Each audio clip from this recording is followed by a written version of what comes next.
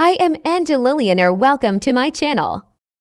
I cut, and sew and outfit even gowns. Hello everyone.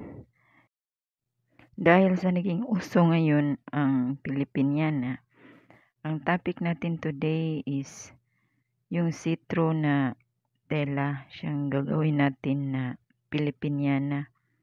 Ito ay kabahagi sa bolero na Pilipiniana. Ito yung sleeves niya. Dahil see-through, ang gagawin nating patigas niya ay acetate kasi hindi siya mahalata doon sa ilalim na may nilagay tayong pampatigas, or pwede rin na yung fine screen. Ang tawag niyan sa iba ay crinoline, yung plastic. Pwede rin yung tela, pero mas maganda gamitin yung plastic na kasi aayon lang siya sa see-through. Hindi siya mahalata sa tela, hindi siya maruming tingnan.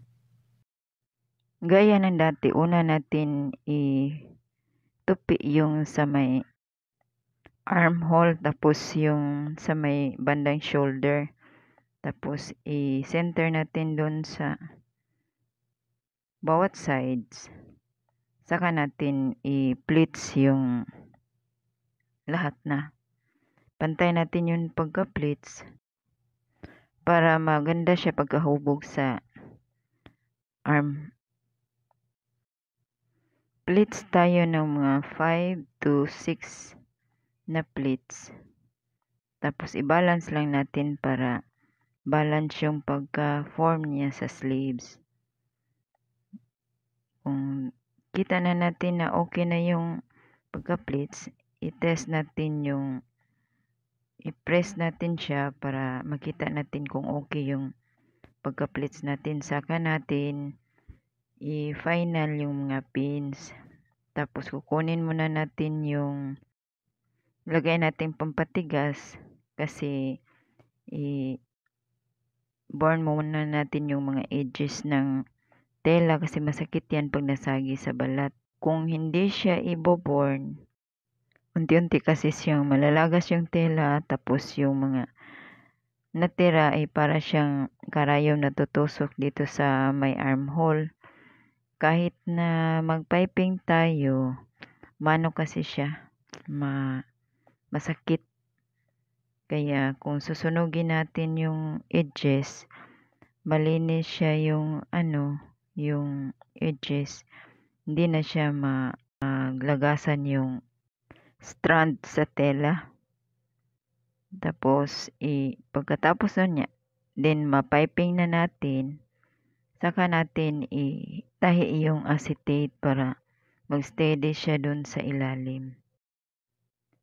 Yung pagkatahi natin sa acetate, bago natin itahi, yung sa part na walang acetate muna iuna natin pagkatahi bago natin isuksok yung acetate at itahi. Kailangan itahi talaga yung acetate kasi pag hindi yan tinahi, mahuhulog kasi yan. Kasi yung tela na ginamit natin is Taiwan Jose. Yung Taiwan Jose kasi hindi siya aayon sa ginagawa mo na design. Kasi yung uri ng tela niya is floppy. Yun bang maganda siya sa gagawin na yung design, pang design lang. Tapos yung sa mga mga balon. Kaya kung gagawin natin siyang pang sleeves o fitted na design, kailangan mo siyang i-hold talaga para aayon siya sa ginagawa mong project. Sa barong type kasi na damit, kailangan gamitin natin Taiwan Jose or organza kasi yun lang ang bagay sa kanya. Kaya ang ginamit ko dito is Taiwan Jose kasi yung organza ayaw kong gamitin kasi hindi siya matibay, madali lang siya masira. Yung mga tahi niya, mapupunit yung tela sa kalaunan. Kaya pinili ko yung Taiwan Jose. Yan at tapos na. Sleeves, hindi siya kita yung hindi siya halata ba sa ilalim yung parang see-through lang din siya.